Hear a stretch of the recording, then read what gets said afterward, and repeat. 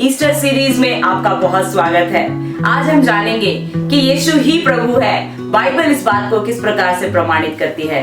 तो पास्टर मोना, क्या आप हमें बताएंगे कि प्रभु यीशु मसीह वचन में अपने बारे में आखिर क्या कहते हैं? हाँ जी, हम यूहन्ना रचित सुसमाचार उसका 8वां अध्याय उसकी 58 आयत पढ़ेंगे। आप पढ़ दीजिए। यीशु ने उनसे कहा, मैं तुमसे सच सच कहता हूँ कि पहले इसके एक अब्राहम उत्पन्न हुआ, मैं हूँ। हाँ जी, तो हम निर्गमन 3 का 14 भी देखेंगे। वहाँ पर क्या लिखा है?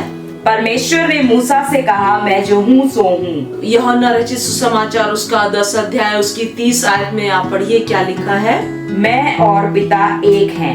हाँ जी, तो यहाँ पर हम देखते हैं कि ऊपर की अभी आयतों में हमने पढ़ा निर्गमन के किताब में कि पिता परमेश्वर ने मूसा से कहा कि मैं जो हूँ सो हूँ, वो अपना परिचय दिया। और हमने अभी पढ़ा था कि प्रभु यीशु मसीह ने यहूदियों से कहा कि इससे पहले कि अब्राहम उत्पन्न हुआ, मैं हूँ। और अब हम यहाँ यूहन्ना रचित सुसमाचार उसका 10वां अध्याय और उसकी 30 आयत में पढ़ते हैं। यहाँ पर प्रभु यीशु मसीह कहते हैं कि मैं और पिता एक हैं। जिसने पिता को देख लिया उसने मुझे देख लिया। तो प्रभु यीशु मसीह ही प्रभु है। तो पास्टर मोना, क्या आप हमें बताएंगे कि बाइबल और कैसे प्रमाणित करती है कि यीशु ही प्रभु है? हाँ जी, हम वचन में चलेंगे जहाँ से हमने शुरू किया था। पहला तीमुथियुस उसका 3रा अध्याय और उसकी 16वीं आयत। हम इसी के अंदर ही अध्ययन करेंगे कि कहाँ अलग अलग जगहों पर बाइबल प्रमाणित करती है कि यीशु मसीह ही प्रभु है। इसमें संदेह नहीं कि भक्ति का भेद गंभीर है, अर्थात वह जो शरीर में प्रकट हुआ, आत्मा में धर्मी ठहरा, स्वर्गदूतों को दिखाई दिया, अन्य जातियों में उसका प्रचार हुआ, जगत में उस पर विश्वास किया गया और महिमा में ऊपर उठाया गया।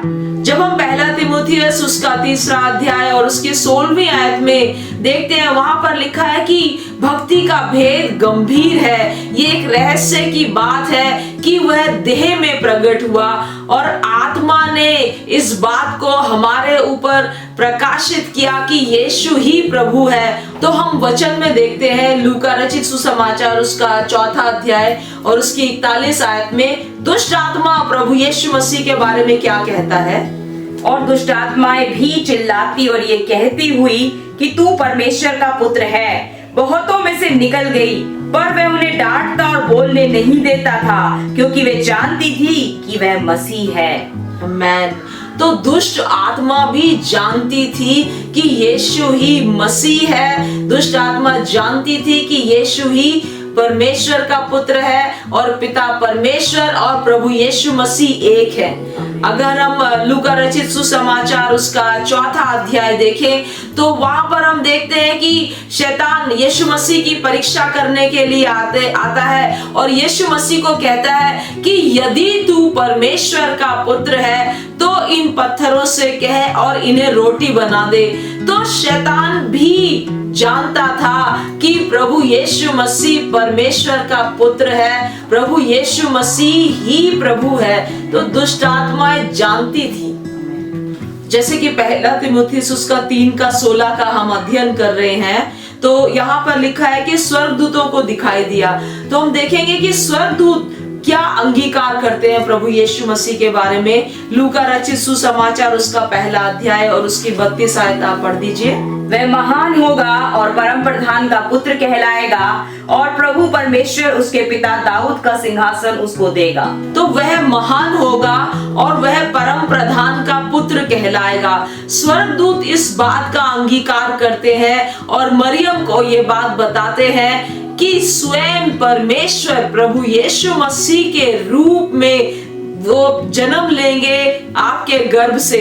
ये बात स्वर्गदूत मरियम को बताते हैं। पास्टर रश्मि, आप निकाल लीजिए लूका रचित सुसमाचार उसका 2रा अध्याय और उसकी 11वीं आयत में हम देखेंगे वहां पर जो स्वर्गदूत है वो चरवाहों के सामने क्या अंगीकार करते हैं प्रभु यीशु मसीह के बारे में कि आज दाऊद के नगर में तुम्हारे लिए एक उद्धारकर्ता जन्मा है और यही मसीह प्रभु है। तो स्वर्गदूत चरवाहों को कहते हैं कि आज दाऊद के नगर में तुम्हारे लिए उद्धारकर्ता जन्मा है, और यही प्रभु है, मसीह है, यही छुटकारा देने वाला परमेश्वर का अभिषिक्त है, यही वो प्रॉमिस्ड सीड है जिसका वायदा पिता परमेश्वर ने अदन की वाटिका में उत्पत्ति के 3 अध्याय में किया था।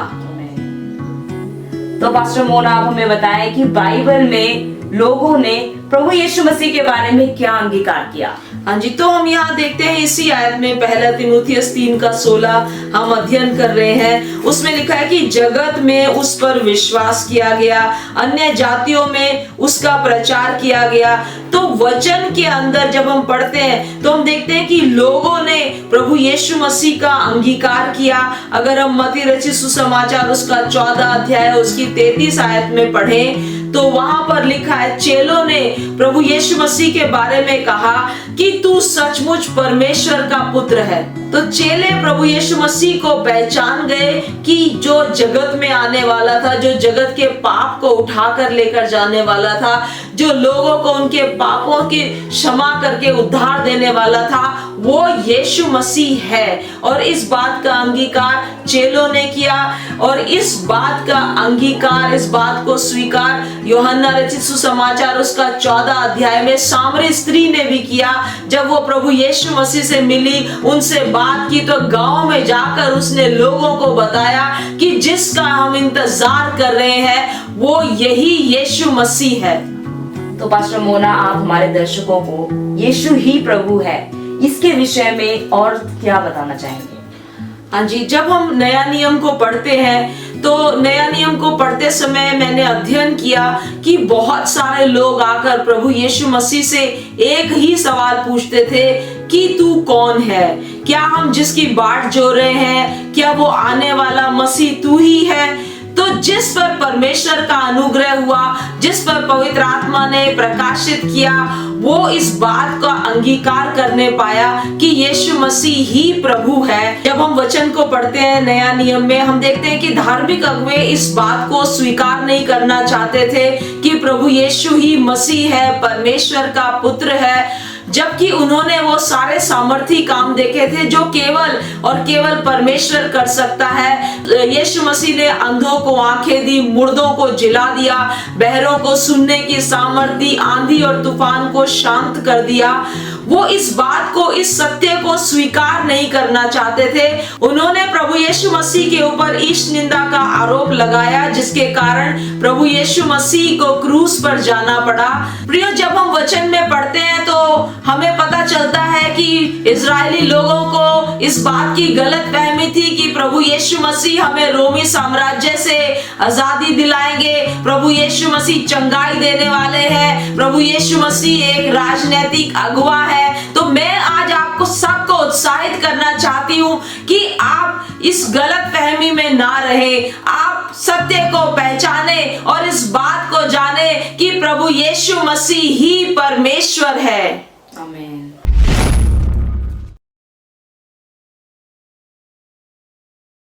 बने रहने के लिए धन्यवाद। मैं हूँ रश्मि सिंह। आशा करती हूँ संदेश आपको पसंद आया होगा। इस संदेश को अपने परिवार के सब जनों में, अपने मित्रों को बांटें ताकि उन्हें भी आशीष मिले। इस चैनल को सब्सक्राइब करें और बेल बटन क्लिक करना ना भूलें ताकि ऐसे प्रेरणात्मक संदेश आपको मिलते रहें।